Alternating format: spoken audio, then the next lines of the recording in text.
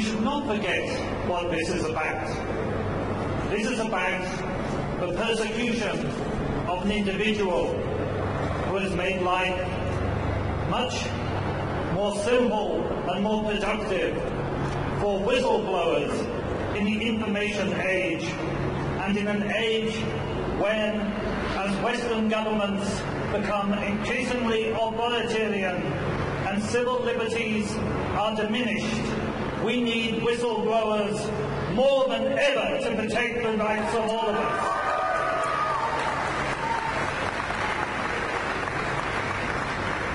We have heard of the areas where WikiLeaks have been active, not only the prosecution of illegal war in Iraq, but the revealing of individual war crimes carried out within that war. The targeting of people, the assassination throughout the world, and the collusion of governments of different stripes in that targeting. The torture and rendition of individuals. Now consider this. I blew the whistle on torture and extraordinary rendition and the collusion of the CIA and MI6. I was, in consequence, immediately charged with extortion for sexual purposes in blackmailing people into sex in exchange for visas. It took me 1.5 years to clear my name of those charges, because they routinely charge and try to blame and beat up whistleblowers, and that is what is happening to Julian Assange, just as it happened to me.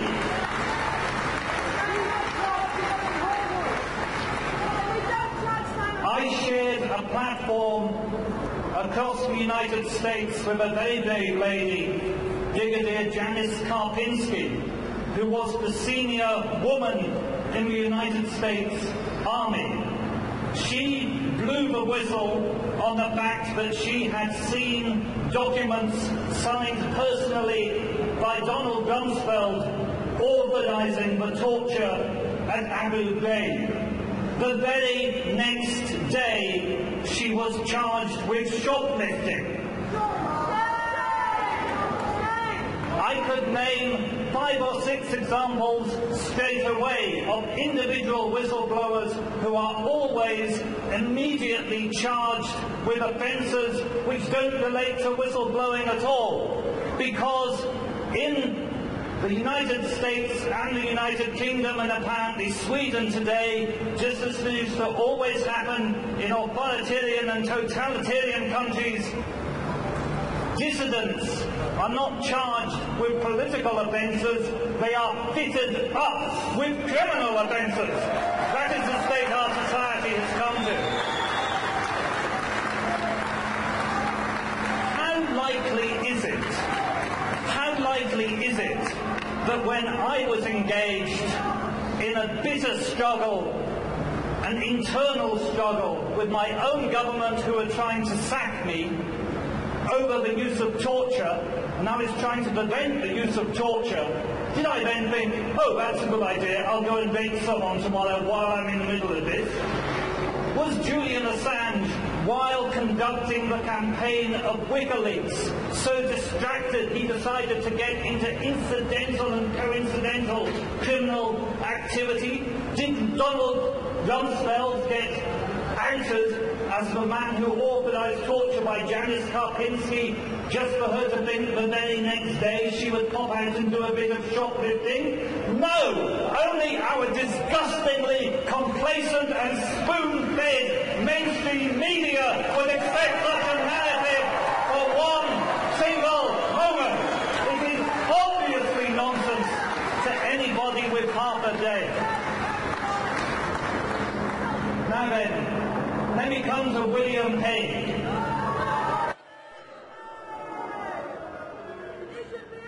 William Hague told us that when he was a student, he used to drink 14 pints of beer a day.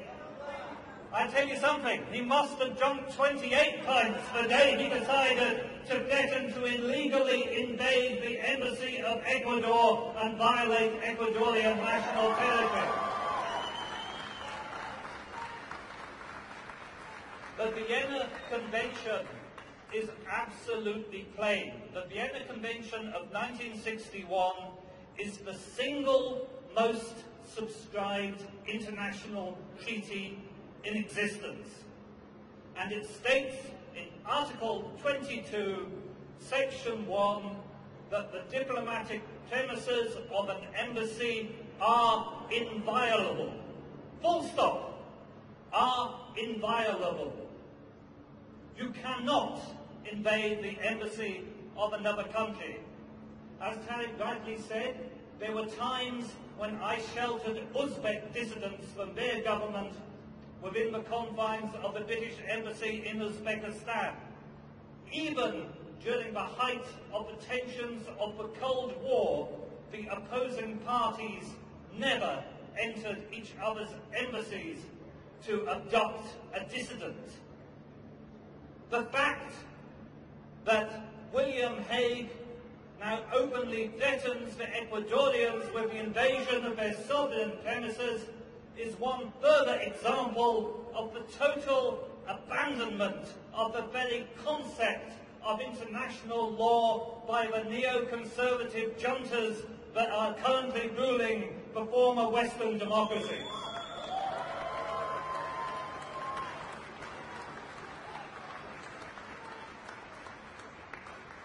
I quoted the Vienna Convention to you. The law that applies within the Embassy of Ecuador is the law of Ecuador.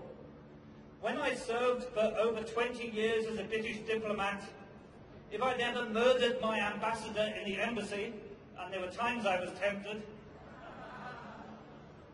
that would have been prosecuted under UK law, and it would have been these gentlemen from the Metropolitan Police who would have come out to the British Embassy to investigate the crime that had taken place on British soil. And I tell you this, in international law and in Ecuadorian law, whatever British domestic legislation may say, if the Metropolitan Police enter the premises of the Ecuadorian embassy, they are subject to Ecuadorian law and they are committing a crime under Ecuadorian law for which those individual policemen are quite rightly liable to prosecution. And I can tell you something else for certain. The position I've just outlined, that the invasion of a diplomatic premises is a crime in international law and a crime in the state whose premises are invaded, that is a position which is taken by virtually every country in the world.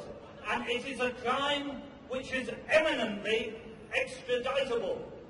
So any policeman who forcibly enters the premises of the Embassy of Ecuador will find himself liable for extradition to Ecuador as soon as he leaves the United Kingdom.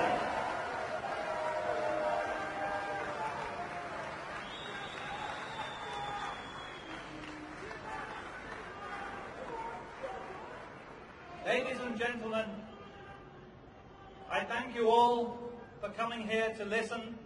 I thank deeply from my heart those of you who have come to support Julian Assange and support his continuing struggle for freedom and to support the continuing cause of whistleblowing and revealing that which government does not want you to know. We are here today for freedom. Here we stand. We thank the Ecuadorian government for their support, and we stand with Julian Assange. Thank you very much.